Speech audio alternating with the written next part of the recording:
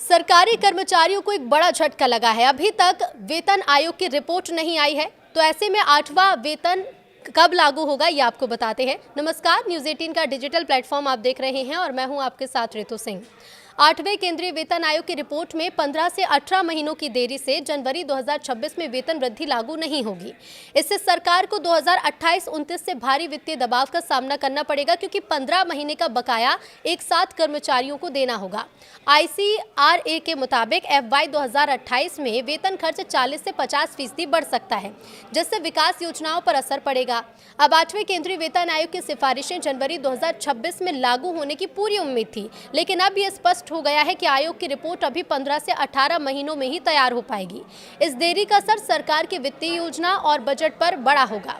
ICRA ने अपने budget 2026-27 से संबंधित रिपोर्ट में इस देरी का विश्लेषण किया है और कहा है कि सरकार इस समय पूंजीगत व्यय बढ़ाने पर ध्यान दे सकती है, क्योंकि 8वें वेतन आयोग की सिफारिशें लागू होने पर 2028-29 से ही भारी वित्तीय दबाव महसूस होगा। तो 8वें वेतन आयोग की देरी और बजट पर क्या असर है? पिछले वेतन आयोग की तरह इस बार भी वेतन वृद्धि 10 साल बाद होनी थी। 7वें वेतन आयोग की सिफारिशें 1 जनवरी 2016 से लागू हुई थी, इसलिए 1 जनवरी 2026 को 8वें आयोग की प्रभावी तिथि माना जा रहा था। लेकिन आयोग की रिपोर्ट अभी तैयार न होने के कारण वेतन वृद्धि तुरंत लागू नहीं हो पाएगी।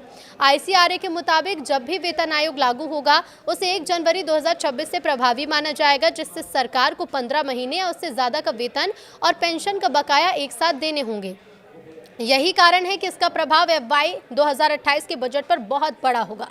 तो वहीं वेतन और पेंशन खर्च में 40 से 50% तक वृद्धि का जोखिम है। बता दें कि ICRA ने ये चेतावनी भी दी है कि FY 2028 में वेतन खर्च 40 से 50% तक बढ़ सकता है।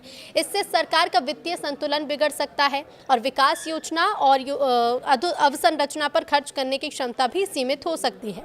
तो 7वें वेतन आयोग के दौरान सिर्फ 6 महीने के अर्थों के बावजूद वेतन खर्च में एक साल में 20% से अधिक की वृद्धि हुई थी।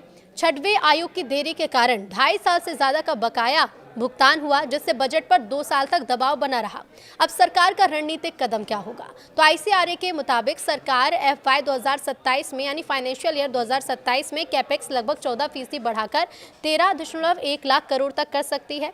इसका उद्देश्य है कि 8वें वेतन आयोग लागू होने से पहले विकास परियोजना को तेजी से आगे बढ़ाया जाए, क्योंकि उसके बाद खर्च करने की गुंजाइश कम हो जाएगी। हालांकि जनवरी 2026 में वेतन वृद्धि नहीं हुई, लेकिन ये स्पष्ट है कि ये केवल स्थगित हुई है, रद्द नहीं हुई है। जैसे ही निर्णय होगा, कर्मचारियों को भारी आहर्ता राशि मिल सकती है और सरकार को बजट पर बड़ा दबाव झेलना ही पड़ेगा।